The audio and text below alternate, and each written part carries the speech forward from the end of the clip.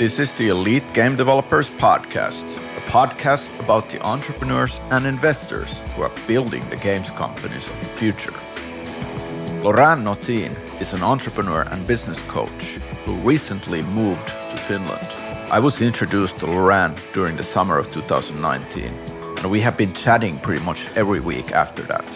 We discuss a lot of tactical topics, philosophical topics, everything that goes into leadership, company culture, values, taking care of yourself. Now we'll explore why Laurent and me both believe that gaming CEOs should all participate in executive coaching. This podcast is brought to you by Playtest Cloud, who make playtesting mobile games easy and convenient. Playtest Cloud allows game studios to record real gamers playing their mobile games. Just upload your build and Playtest Cloud will take care of the rest. Playtest Cloud offers many different ways to test your game. The cool thing is that you can even upload mockups of the game and get people to answer your questions regarding those mockups. When you have a build, you can just submit it for playtesting with real gamers. And either way, you'll get real and honest feedback from actual players. So Playtest Cloud has their own player pool of about 160,000 players. So you can choose the exact audience and mobile device you want to run your test on. Playtest Cloud allows a safe and secure test to run on people's device. So basically, when the test is over, the game will automatically deactivate. Playtest Cloud will take care of everything, and you don't need to worry about a thing. And listen to this, guys. For the listeners of the podcast, Playtest Cloud is offering a special promo just for new signups. When you go to playtestcloud.com and click on the sign up button, remember to mention Elite Game Developers in the How Did You Hear About Us menu, and they'll upgrade your free trial to a premium free trial. Make playtesting mobile games easy and convenient with Playtest Cloud. Thank you, Laurent, for coming on the show. Thank you for having me. How's things there at your place? A bit cold, I have to say. After 20 years living in Asia, where I was, all the time hot and sweating, here sometimes it's a bit cold. I have to adapt. How long ago did you move to Finland? I moved mid-July. Yeah, so you got the best part of Finland. And yes, it was fantastic. Now it's like not getting better in a while. No, but it's everything that I wanted. And this is, I'm very happy to be here. I've not seen the autumn for 20 years. Can you imagine that? Now I'm really happy to see the beautiful colors, even though the weather is not that shiny, but it doesn't matter. I'm really happy. Hey, let's jump into some of the topics here. We were chatting a lot about entrepreneurs because I was looking for people who've done executive coaching, helped startup CEOs, upcoming entrepreneurs to understand how they should approach leadership and everything. And we met through a mutual connection, and it's been really interesting to spend time with you to chat about these things and get to know more how we could work together to help the entrepreneurs out there. So I wanted to bring you on the show to kind of share about the benefits of coaching, because I think this is something that the first-time entrepreneur won't know. Yes. They won't hear from their friends who are possibly doing entrepreneurship, non-tech, where it's even more nobody's doing it in the traditional space that much. So can you tell the listeners, what is this coaching that you're doing and what are the benefits for the entrepreneurs? Sure. And that's a good question because there is a lot of misunderstanding about what coaching is really about. So I'm a business coach, and coaching basically is about unlocking people's potential through questioning. So I am not supposed to tell you what to do, and I'm not supposed to tell my clients what to do. I'm just here to help my clients find the answers, in themselves. Because most of the time what's going on is people face an issue, for example, they kind of already have the solutions, but sometimes it takes external help to dig the solutions from within yourself. And this is basically what I do by asking a lot of questions. What is the common first question, and what is the most common? What is the common reply usually there? So the way coaching works, first is about understanding, what is the issue. By issue, I'm saying it's not necessarily negative. Of course, most of the time, I help my clients dealing with problems, but I could also help my clients dealing with positive problems. For example, how can I grow more? Everything is going well, but how can I grow more? The first step is I need to understand what is it that they want to talk about? What is it that they really want to talk about? After that, the next step would be to explore the reasoning they have behind the different options they see to move forward. And then we will talk about how they're going to move forward, what is the best solution, and what are the actions that they're going to implement so that they make sure they reach their goals. Do they know there is an issue always? Or is it like, could it be that there are common traits that you start unraveling more issues underneath the surface? It cannot work, I would say, if they are not ready to accept external help. And that might be very difficult because the ego is now at play. Most of the time, they do know there is an issue, but they're not sure what it is necessarily, or they know what the issue is, but they are not doing anything about it, and they know they need to do something about it, or they are not making themselves accountable because they are very busy doing stuff, and they're not taking that step of stopping and thinking, okay, what is going on? What is it that I need to do? And this is where I kind of help, because I will force my clients to stop and think a little bit about themselves, because it's very much about yourself. Yeah, is that like unusual at all that people aren't thinking about things very deeply? Is it very superficial always? Yes, it is not that it is superficial, but what I've found is that, and I'm not the only one saying that. I mean, a lot of peak coaches like Tony Robbins say that, is that what I found is that most of my clients, they're very busy doing instead of achieving. And there's a big difference between, and I think Tony Robbins said that, between movement and achievement, right? So achievement is when you go back on the evening after the day of work and you're like, oh, today was a great day because, I was able to do this and this and that. So you can actually quantify very clearly what you have achieved during the day. Being busy doing stuff is on the opposite. When you go back to home on the evening after this same day at work and you're like, what did I do today? What just happened? I was busy, but I have no idea what happened. How do those people realize, because I'm talking to a lot of people who are starting their first company. Maybe they've been in their first company for several years already. What is the common way for your customers to find you, or the clients to actually find you, to realize that they need coaching? Right. It's a difficult question. Before being a coach, I've been working for 18 years as a manager for companies. I created a network. I've also very clearly identified who my clients are. So I am able to reach them. That's how I find my clients, is through network, by reaching them and by having discussion with them. Yeah. And I have made a list of questions to identify whether or not they are in a situation where they are going to need external help like me. They're going to need to be not shown, but to be challenged, to be pushed to think outside of the box so that they can move forward. What's happening is that most of the time when I talk to people, they know something is wrong. They know that they need to do something about whatever the situation is, and they're not sure where to start. And that's one of the benefits I provide, is I come here and I can help them, provide them with clarity of purpose. What is it that we are going to do first and second and third? So setting up priorities.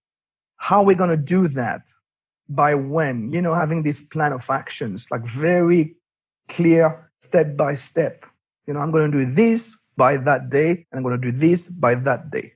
What is it usually that the CEO of a startup who you're coaching, what is the first stuff that you guys go through? The discussion always ends up about them all the time. Regardless of what stage the company is, startup, SME, or big corporate, changes, I believe, must come from the top. And most of the time, what's happening is that the CEOs, the managing directors, most of the time, my clients, they're all business owners, and they become the main bottleneck of that company.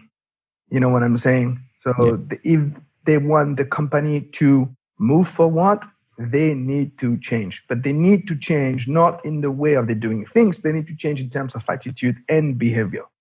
A common element that I see is that they need to take a step out so that instead of doing the work themselves, because they're very passionate about what they do, and this is a reason why they became an entrepreneurs, they love what they do.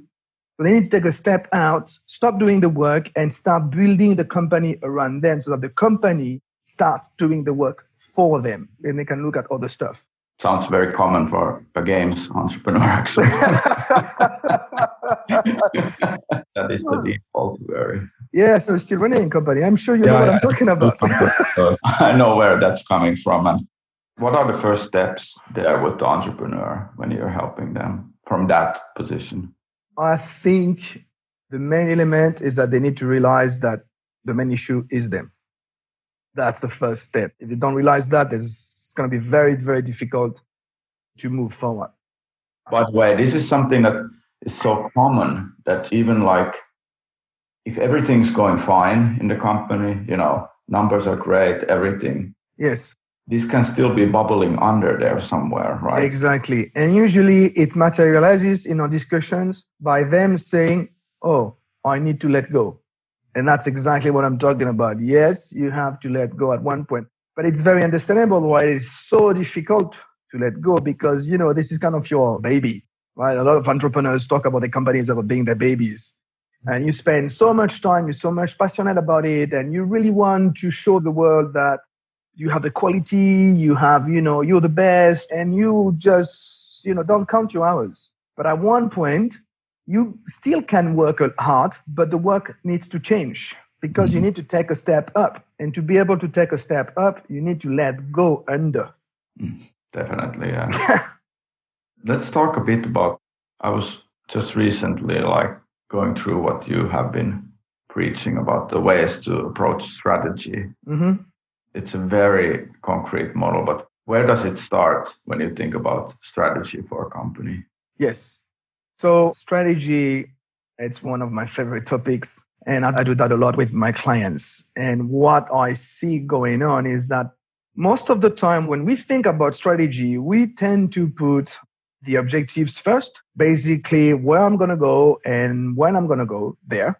And then we find a way of trying to reach those objectives. And this is when we start asking ourselves the question, does it make sense? I got this direction in front of me. Am I going to go left, right? Am I going to go straight? And the problem is that most of the time, what most people forget is that they forget to think about the purpose, the why. So a great strategy should always start by why, with the first question, which is, why did I create my company? That why is so fundamental. This why will never change. This is your DNA. This is the DNA of the company, like the human DNA. Human DNA will never change. It's the same with the company. Your DNA, the fundamental reason why you created the company will never change. The company will evolve, but the environment around the company will evolve, but the DNA remains the same. Is there a why that is not the right why?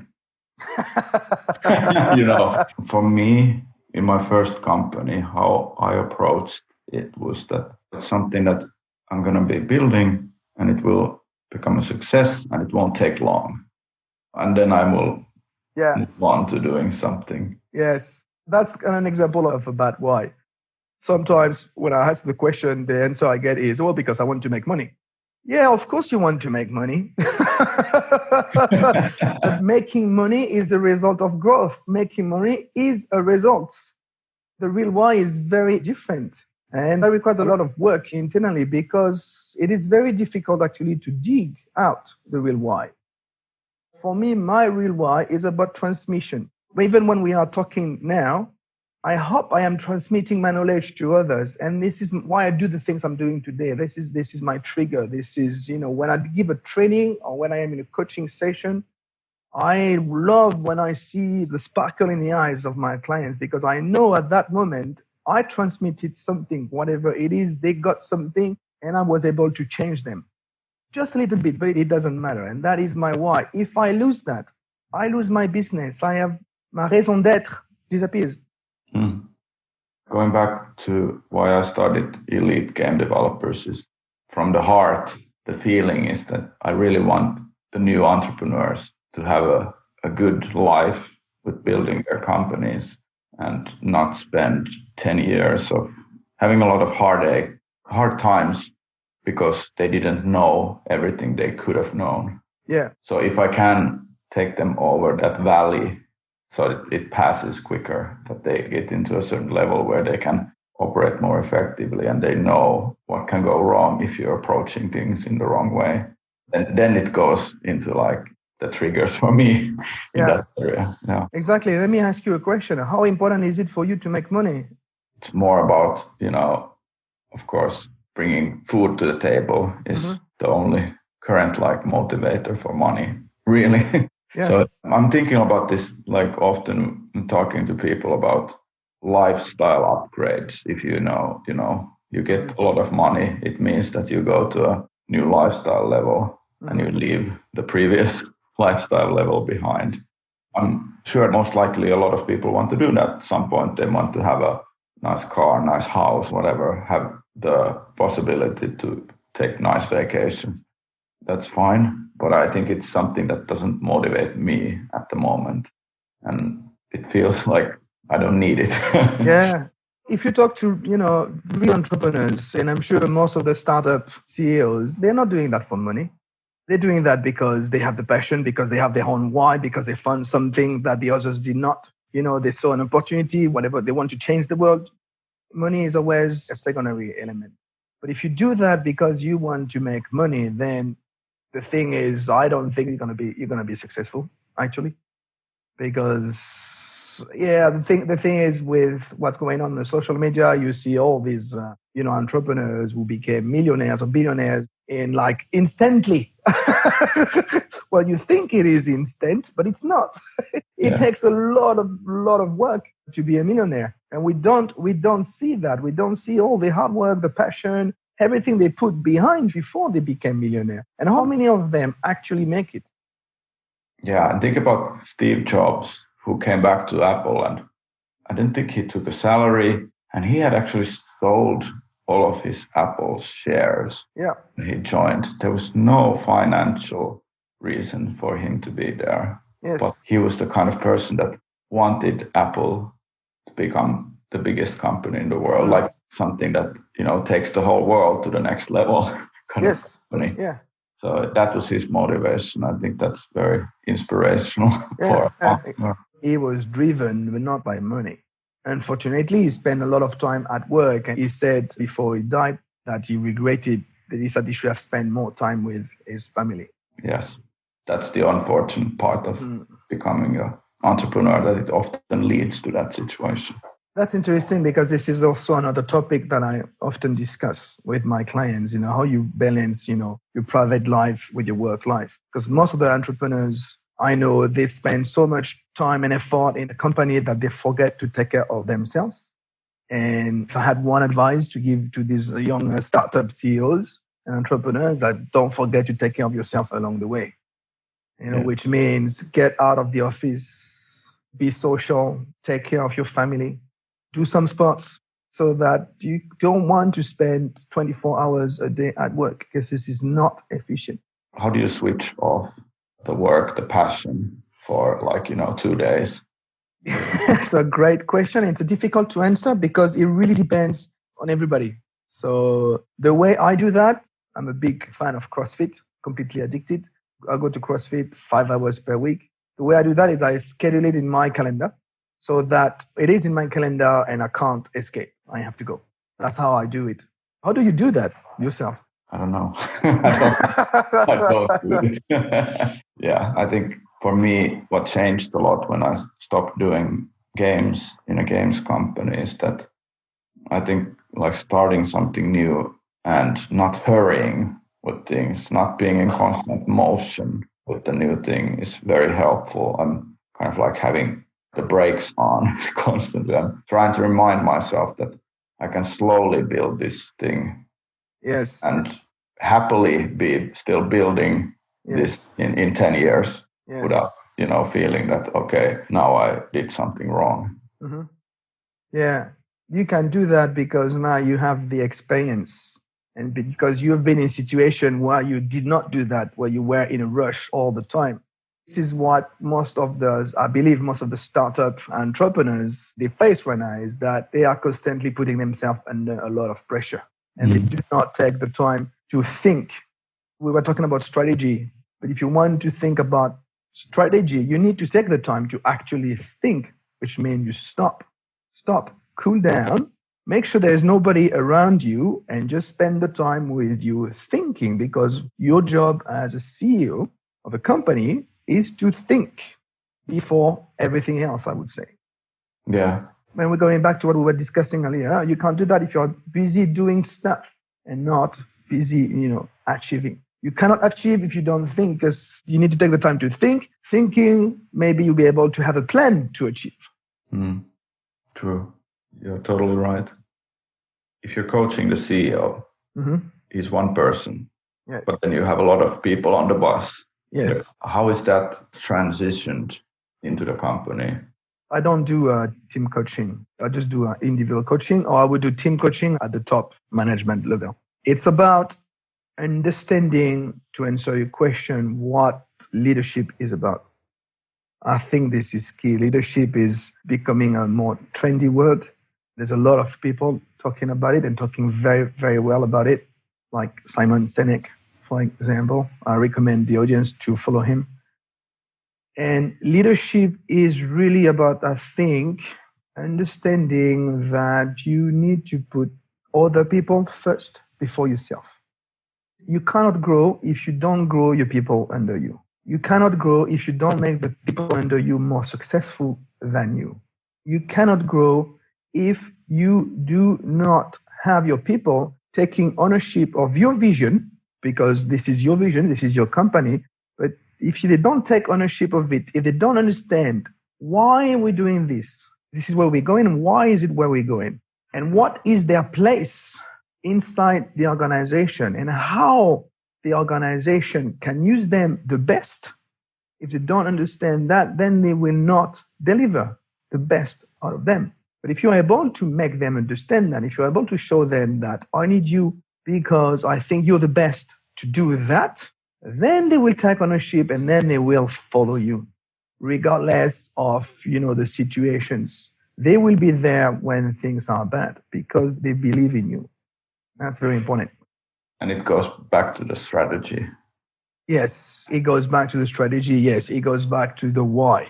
A lot of the time, what I see with my clients is that they do not communicate their expectations and their strategy enough to the staff. So they are expecting stuff from the staff, whatever it is, but the staff don't know because there's a lack of communication. I'm not in your mind. I don't know what you're thinking right now. The only way for me to understand what you're thinking right now is to ask you the question, what are you thinking right now, right? Yes. But we're making a lot of assumptions, and leaders make a lot of assumptions, thinking that, they should understand what is it that I'm expecting from them. But no, not necessarily. It's not because you hire them to be a marketing manager that they understand what you're expecting from them. Because a leader also, very importantly, needs to set the culture of the company. They need to set the spirit of the company. And the spirit and the culture of the company needs to be communicated. Yes. To give you an example, when I was in Cambodia, I would always have a small session meeting with every new recruit, wherever in the organization they were. And one of the expectations I would tell them is like, well, I'm happy for you to make mistakes. And this is Cambodia. And in Cambodia, they're very surprised when you say that because this is a very pyramidal hierarchy. But if I do not tell them that it is okay, that I know you're going to make a mistake, and I am okay with that because I want you to learn from your mistake. Because what I'm expecting is I'm expecting you to learn. When you enter this company, you are at that level. When you leave this company, you will be at a higher level because this is kind of my mission. But if I don't tell them that I'm happy for you to make mistake, how would they know? So how can I encourage their initiative, if they are afraid of making mistakes because they don't know that it is okay of making a mistake? at least the first time, because that was also another expectation, is telling them, you can make a mistake the first time, it's okay, because you're going to learn from it. But then I want you to show me that you learn from it. If the second time you're making the same mistake, then I'm not going to be happy. Yeah. Yeah. So yeah, leadership, very important. When you have defined a why, a strong why that Yes. people can rally around, what else should be defined there to actually bring the company together with a solid strategy? Yes. After the why, you need to understand the who. Who are you? You as a leader, but also you as an organization. What do you stand for? What are your uncompromising principles? That is very important. Imagine you drive a car. You can define yourself as a driver. You can say, okay, I always stop at orange light, always. I would never start the engine if people have not put their seatbelt on. This is your uncompromising principles. Well, you need to do the same for your organization. What are your uncompromising principles? Because they define who you are. Then you also need to understand, to go a little bit further, it is about your services or your product. What is it that you are really selling? Really selling. Everybody can define a product or a service with technical specifications, right? But what is more important than that is the emotional specifications of the product, of the service. Because in every sales transaction, there is always emotions at stake. Because selling is a person-to-person business. I sell my coaching service to people. You sell your game to people. There are always people. And when there are people, there are emotions.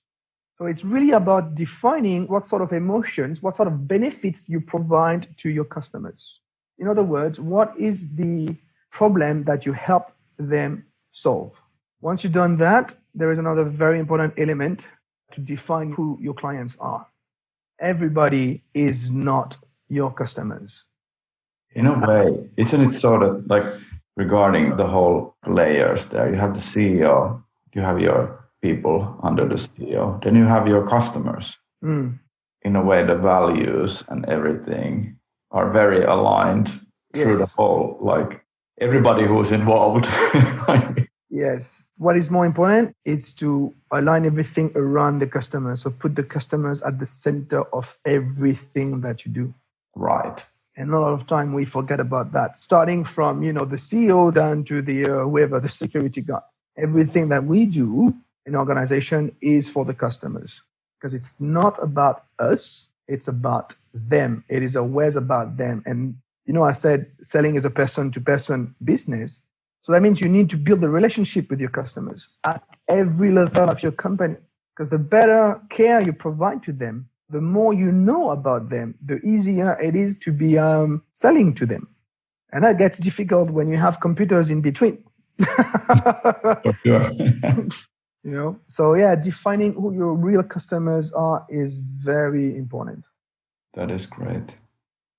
And from there, what is the usual step? From there, after that, you can start thinking about, okay, the objectives. Where is it that I want to go? And by when I want to go there. But making sure that those objectives are realistic. Making sure that those objectives are actually achievable. If you decide to, I'm going to take like an overall objective for growth. Let's say I want to grow by 20% for next year. Is that really achievable? Is that really realistic? Because if it is not, if you know deep down that you're not going to make it, why would you put 20% as an objective? To motivate your team? But how is it motivating if everybody knows that it is not possible? But if you know that you put in a little bit less pressure, you give them 15%, and everybody is like, yeah, 15% can do, and everybody is going to work hard towards that objective, and maybe you're going to actually exceed the objective. This is actually an interesting topic. I was just discussing yesterday about this with an experienced games industry person regarding if you have funding in your startup for 12 months, let's say, and you don't yet have a successful game, like how many possibilities, like how many different ideas can you try in that 12 months?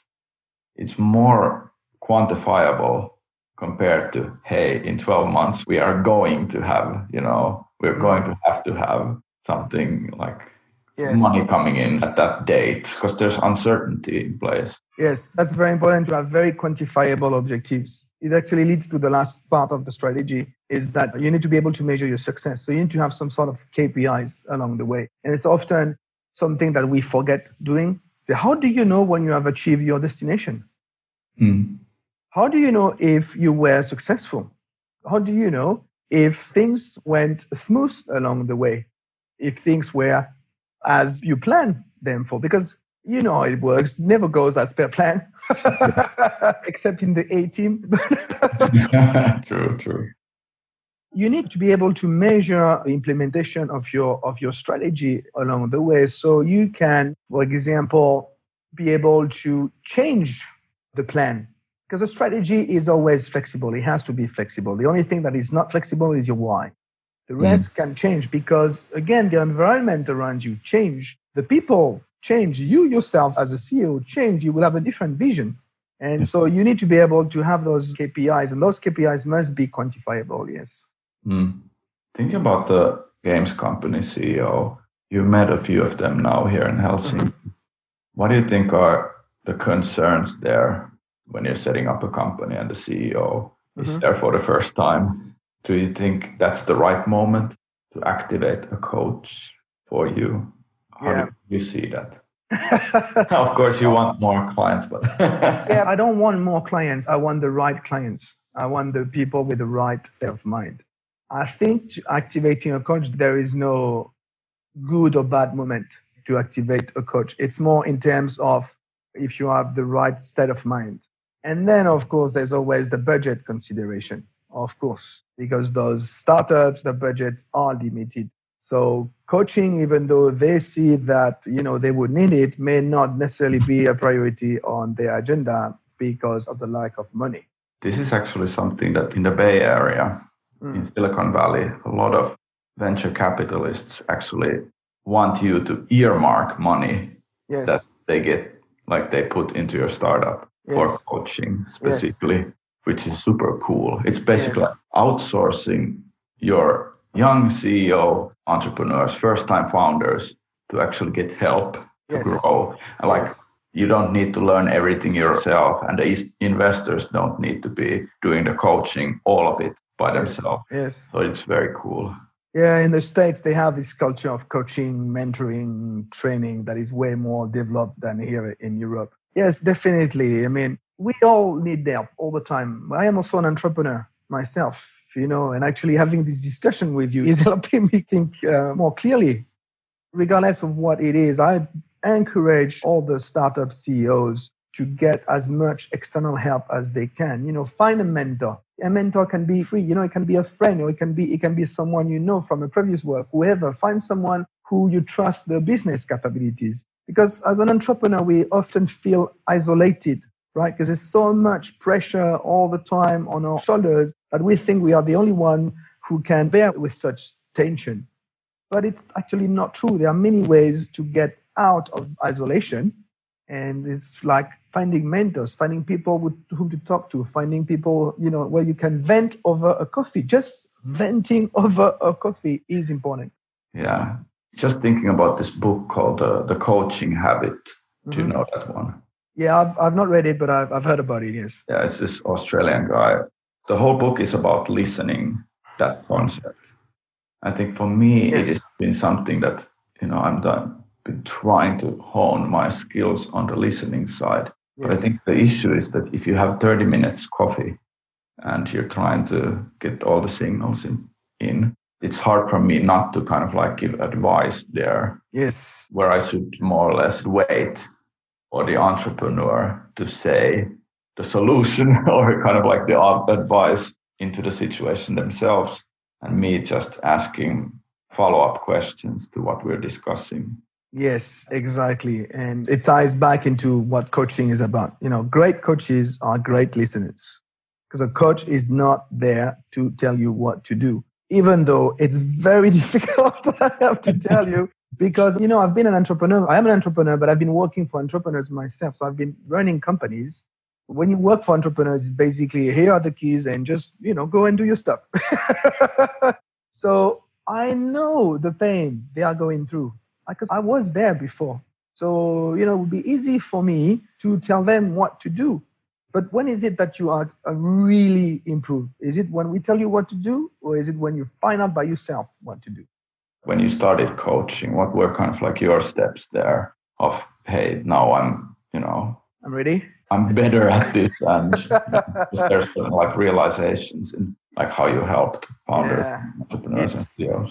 It took me a while to decide first that I need to do something for myself.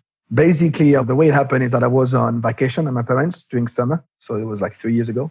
And in the morning, one morning, I woke up and I was like, yeah, this is what I'm going to do. Just like that. The decision just happened like that. But it took me like 18 years to get to that point. But what I realized is that when I was working and managing companies, I managed a company of up to 150 staff.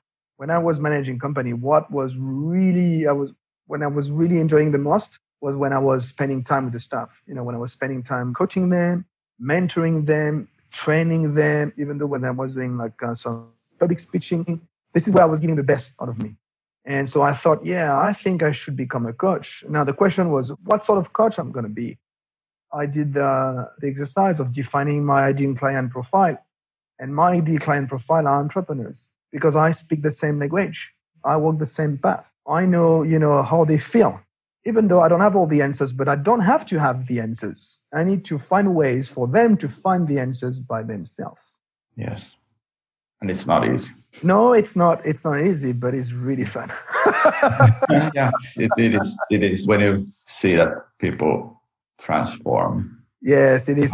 It is so rewarding to be able to change people's perceptions, show them that they are better than what they think they are. Because that's one of the issues that we often underestimate ourselves. That is true. Thinking about like the listeners here of the show, are there any things that they could do, any homework regarding if they're doing a company, like figuring out these kind of like steps, like the why, and is there anything that comes to your mind that could be like an assignment for them? Yeah, I mean, starting with the why is a really good one. If your listeners are entrepreneurs, there's one simple question that they need to ask themselves is, why did I really create my company? And it took a while. I know you did that exercise not so long ago. How long did it take you? For me, it didn't took a long time actually, because it was something I was thinking about a lot for elite game developers. So it was easier. Like if I would go back in time about like why I was doing my first company, there it definitely was more about, doing an interesting game, and the whole company was around one game. But in a sense that the idea became too good to fail. It was one product. I thought everybody wants this game, but it ended up being like not a lot of people want this game. After a few years of figuring that out. That was a why for me to take this. Like I didn't understand if this is like a risky decision to do a company around this innovative game idea. Going back now, I wouldn't do it because of the risks. Right. Yeah. That's interesting what you said also, that nobody wanted your product. That's something else I would advise is that, yes, you need a product, but if you cannot sell your product, you have zero business. So you need to think in terms also of who your customers really are.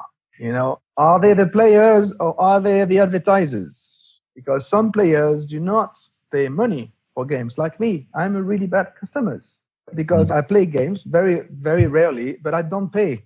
And I will never pay. Yes, I will make you pay next time when we meet.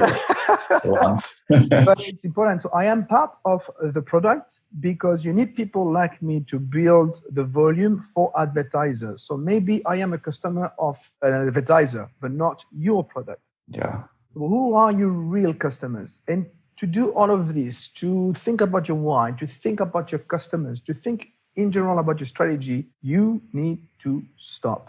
You just need to make time for yourself to think. And that, I think, would be maybe my main advice. Stop and think. Yeah. it is again like thinking about the idea is too good to fail. I cannot stop and think. Yeah. Yesterday I watched this Netflix documentary on the Fire Festival, the failure of the Fire Festival. I don't know if you saw it. Yes. There was a lot of wrongdoing with the CEO, and it's, it tells you also the power of leadership, because that the CEO was a really good leader. Everybody was following them, even though everybody knew they were going to fail. But at no point in time I had the impression that they actually stop and think about what is it that they were really doing, because they were so busy trying to do it. That is an interesting aspect to that, because like everybody who I've talked about that document with have been pointing out that the CEO was to blame, that he was the idiot, the douchebag, who would ever do any business with him. But I think he had investors, people following him. I think it's the same with, the Theranos story, a medical company in the US that raised millions and was valued at billion. Like there's this book called Bad Blood. The CEO, they never really had any product that was working, but they were constantly raising more money. But the charisma of the CEO. Then you go back to the why. Yes. The why it was foolproof in a way. Nobody could see through, even though it was like obvious for people inside that Fire Festival and Theranos. People knew that this was not working. They were following the CEO's why. Yeah. It was a very interesting documentary, I have to say. Very interesting.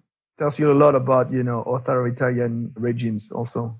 There's another one coming, I heard, about WeWork. So that is going to be good. I'll watch it definitely. Yes, me too.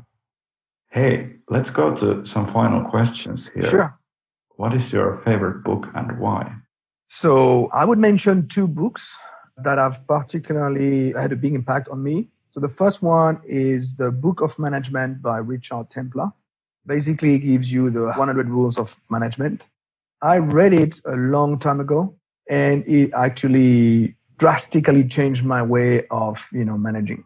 This is where I realized that, I need to put people first. It was my management Bible for such a long time.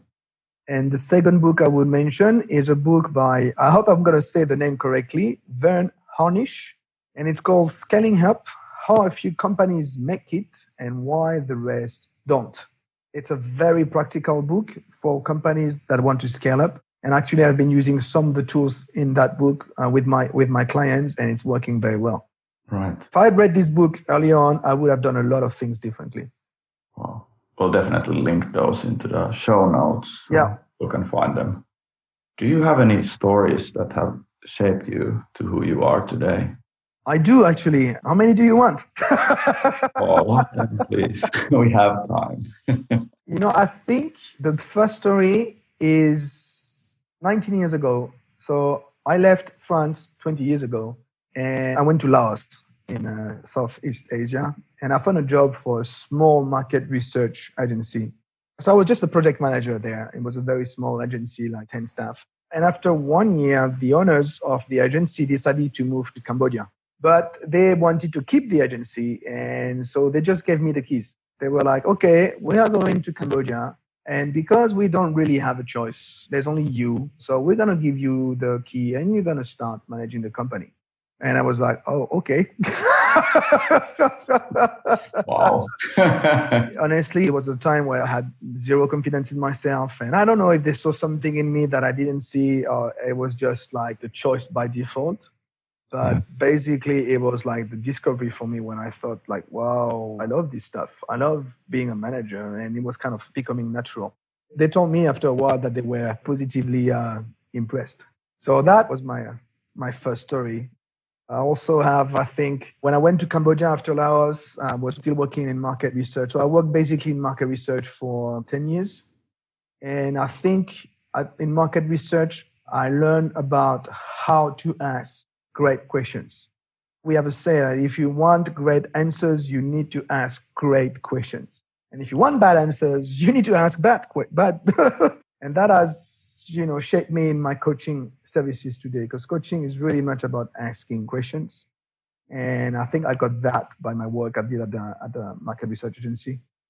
I can give you another story if you want, which is 5 years ago. This relates to what I was talking about earlier on about, take care of yourself. 5 years ago, I started CrossFit, and I was like, wow, this is what I should have always done. Right. And I was not a sportsman at all, not at all. I was fat. I couldn't do one pull-up. I couldn't do one jump rope. I was not in good shape. I was just, playing a little bit of football, but that's it. And I discovered CrossFit, and CrossFit has completely changed my life. Before being a business coach, I was a CrossFit level 1 trainer. So after 2017, I took my certification to become a CrossFit level 1 trainer. So I can actually coach in classes. I have changed all my lifestyle. My lifestyle now is around CrossFit. I changed my diet. I drink less. I take care way better of myself. I'm 43 and I am in the best shape of my life. And it feels so good. It is amazing. So good. What I love about CrossFit is the fact that what I do in CrossFit, I can do it in my everyday life. It's easy, I move apartment. It's easy to move stuff. Yes, they are heavy, but this is what I do at CrossFit. So I know how to carry stuff, and I just love it. And I will continue. I think I will continue CrossFit until I die. Honestly, because I want to be the best version of myself every year. Man, I would love to do that as well, but my knees are so bad. Do you need to have good knees to do it? No, you don't, because actually CrossFit is about functional movements. I have seen people complaining about their knees coming to CrossFit, and actually CrossFit helped them. Oh. Yes.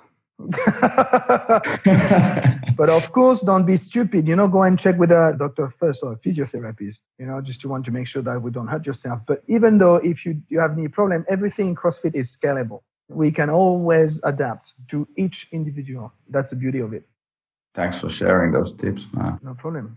For the listening entrepreneurs, yes, or even the aspiring entrepreneurs who are thinking about starting a games company, do you have any advice or any kind of words for them?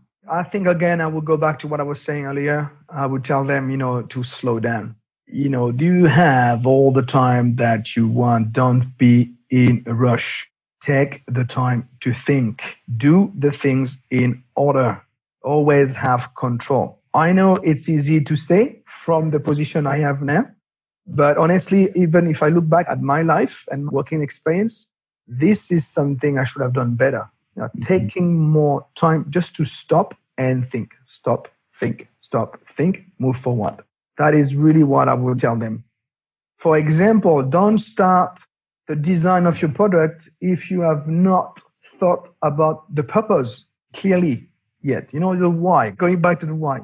So that's one thing. I think I would also tell them to not underestimate the challenges of an entrepreneurship journey. I've heard a lot of people, and I've seen a lot of people thinking, I'm going to become an entrepreneur. It's going to be so easy because, I have it in me. I know what I'm doing, etc. It doesn't work like that. Being an entrepreneur, suddenly you realize that there's a lot of things that you didn't think about, because being an entrepreneur, suddenly you have to think in terms of everything. Not only you have to think in terms of the strategy, but you need to think in terms of the staff. You need to think in terms of all the resources, the marketing, IT, absolutely everything. And a lot of the time, you're not prepared for that. So don't underestimate that journey. And one point I would add is, if you want to go the entrepreneurship journey, please do so. This is a great journey. But also, please make sure that you have some cash reserve along the way so that you don't have to worry too much about it. I know when you are young, the cash reserve are limited, but, try to find ways to not have to think about cash for maybe, 6 months to 1 year. So you just can focus on your company. Thanks, Laurent. That was very, very useful for the listeners, for sure. Where can people get in contact with you if they want to hear more about your services? Sure. People can log on my website, www.laurentnotin.com. So on my website, they will have access to me through a messenger or through all the social network also. Otherwise, they can talk to me by email, which is contact@laurentnotin.com. Cool. Thanks a lot for your time, Laurent. Have a good day. Yes, you too. Bye-bye. Bye-bye. Thanks again, Laurent, for coming on the show. Please do hit follow or subscribe on your favorite podcasting app. so that you'll get notified when next week's episode is live. And in the meantime, you can go check out elitegamedevelopers.com, where you can find my courses on starting and building a games company. See you next time. Bye-bye.